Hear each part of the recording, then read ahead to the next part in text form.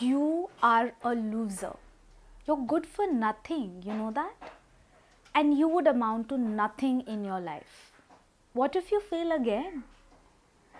Thoughts like these, filled with anxiety and fear, often plagued my mind. And I'm sure sometimes it has also plagued yours. We would be lying to each other if we said otherwise. From the time we are born till this very second, thoughts like these, filled with anxiety and fear, flows within each one of us. I love someone. They are late from work. I start feeling anxious about where they are. Or let's say you have an important project or a meeting to attend to. You have thoughts such as, what if I don't do well? What if I fail? Or someone is taking out a girl or a guy out on a date that they really like. They start feeling anxious that what if she doesn't like me back? What if she won't go on another date with me?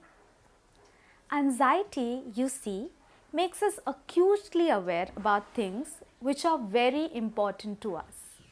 I would be highly anxious about losing a loved one to say cancer than I would be about if I would be stuck in traffic tomorrow. Greater the degree of importance of an event or a person in my life, greater the level of the amount of fear or anxiety that I would be feeling would be.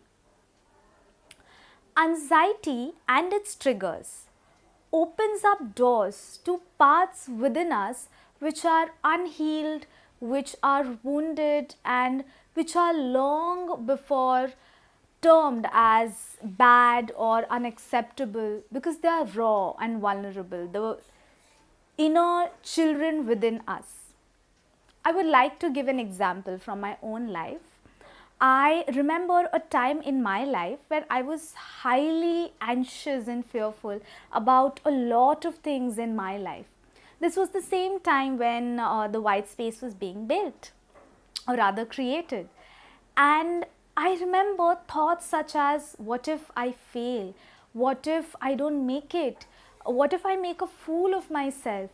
Constantly ringed in my head. That's when I'd also learned about shamanism, which is a spiritual healing modality, and which had taught me that nothing in life, any emotion, event, or a person, is positive or negative, good or bad, but only and only an energy, spirit, and a sense. And if you connect with the sense of that particular thing, situation, emotion, you would be able to understand what gifts, medicines, learning that particular spirit is trying to bring in your life. So that's why I sat down, went into a shamanic trance, doing a shamanic journey, and in that shamanic trance, I met with the spirit of anxiety, which presented itself in the form of this beautiful white woman who seemed very structured and determined at the same time. And she said to me, I bring gifts to you, gifts that only this anxiety and fear can bring in your life. The gifts were of pause, of reflection, of deep sense of relaxation, acute awareness and sensitivity, and also the chance to explore and work with the parts within me that I'd long decided are unworthy of my attention and time. And this part was greatly connected to the part within me which really feared failure.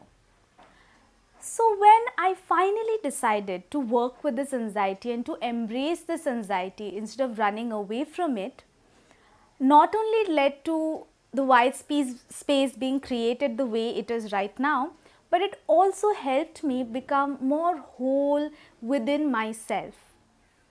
So, anxiety can be one of the most spiritual, liberating, and meaningful experiences in your life.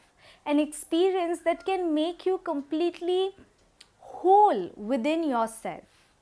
So, next time when thoughts such as, What if you fail? What if you make a fool out of yourself? What if you're not doing enough? Starts ringing in your head.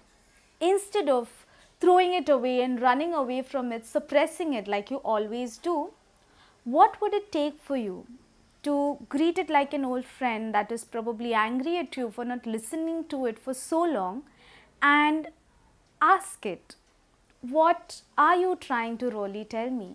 What gifts does this voice has beneath this mean demeanor of it? Try it. I'm sure it would be useful.